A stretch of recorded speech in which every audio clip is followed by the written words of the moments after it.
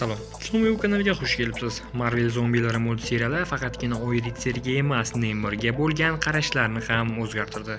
Axir naqd xalq uchun tayyorlangan qamoqni buzib tashlay oldi va bir nechta qahramonlarni bir o'zi enasini ko'rsatib qo'ydi. Keling, ko'p gapirmay, u aslida qanchalik kuchli ekanligini ko'rib chiqsak. Tayyor bo'lsangiz, boshladik.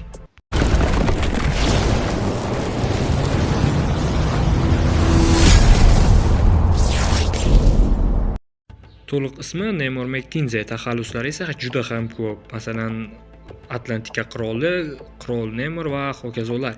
Yaralish tarixi 1-marta 1939-yil Motion Pictures komiksida paydo bo'lgan va keyinchalik Marvel Mr. Comics ichida davom etgan. Yaratuvchisi esa Bill Everett.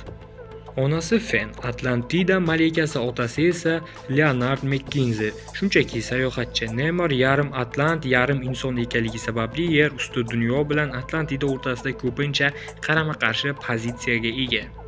Neymar juda kuchli va ko'p jihatdan noyob qahramon. Super kuch va chidamlilik. Suv ostida kuchi yanada oshadi. Haddan tashqari zarbalarga, bosimga va zararli sharoitlarga chidashga imkoniyati bor. Oyog'ining pastki qismida kichik qanotlari bor. U orqali esa uchish imkoniyatiga ega. Telepatiya va dengiz hayoti bilan aloqa. Atlantidalik va mutatsiya jihatdan dengiz hayotini boshqarish, dengiz jonzotlari bilan aloqaga kirisha oladi. Insonlardan ancha ko'proq yashashi mumkin va qarishi ham shunga yarasha anchagina sekin bo'ladi. Strategiyachi va sardorlik qobiliyati. Atlantida podshosi sifatida mintaqani boshqarish, diplomatik va harbiy qaror qabul qilish, yuqori dunyo va dengiz o'rtasida murosalar qilish uning zimmasida. Neymar ko'plab qahramonlar va yovuzlar bilan to'qnash kelgan, jumladan Atuma, Atlantidada yovuz urush rahbari, doim Neymarning taxtini egallashga harakat qilgan. Krak yana bir Atlantida rahbarlaridan. Neymarning yo'qolib qolgan paytlarda yoki zaif bo'lib qolgan paytlarda undan foydalangan va o'zi taxtga o'tirishga harakat qilgan. Hattoki fantastik to'rtlik bilan ham kurashlar olib borgan. Neymar yer usti dunyosi bilan urushga kirishganda yoki yerda yashovchilar dengizga zarar yetkazganida Neymar g'azablanib jangga kirishadi va shu payt fantastik to'rtlik unga qarshi chiqadi. Qasoskorlar va X-Men kabi jamoalarda bo'lgan, ba'zan ular bilan, ba'zan esa ularga qarshi ishlagan. Neymar X-Menga a'zo bo'lgan, ba'zi paytlarda uning mutant ekanligi Atlantida aholisini hayratga solgan.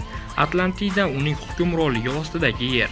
Atlant jamoasi, Atlantika aholisi Neymarga juda qattiq bog'lanib qolgan. Namora, qarindoshi, ba'zan hamkor, ba'zan esa romantik aloqalarda bo'lgan. Illyuminatlar yer usti yoki ulkan xavfni yengishda sirli jamoalar bilan birga ishlagan. Kabal Neymar rahbarligi ostidagi sirli va qo'rqinchli guruhlardan biri. Ba'zan ular qonuniy, ba'zan esa yovuz ishlar qilishgan. Neymar har doim podsho sifatida hurmatga sazovor bo'lgan, lekin yer usti bilan kurashlarda insoniyatni ham dushman deb ko'rgan va bu qarama-qarshiliklar deyarli har nashrda ko'rinadi. Uning kayfiyati, qarorlaridagi qat'iylik va g'azab unga doimo zarar keltirgan. Ba'zan haddan tashqari jangga o'ch yoki isyonchi bo'lib qoladi.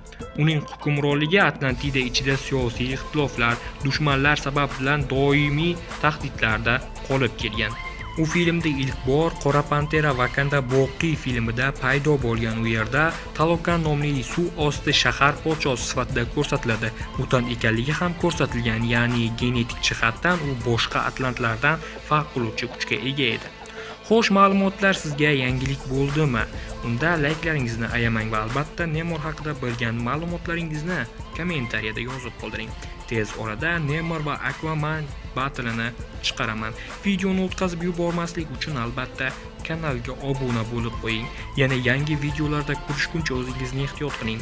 Xayr, salomat bo'ling.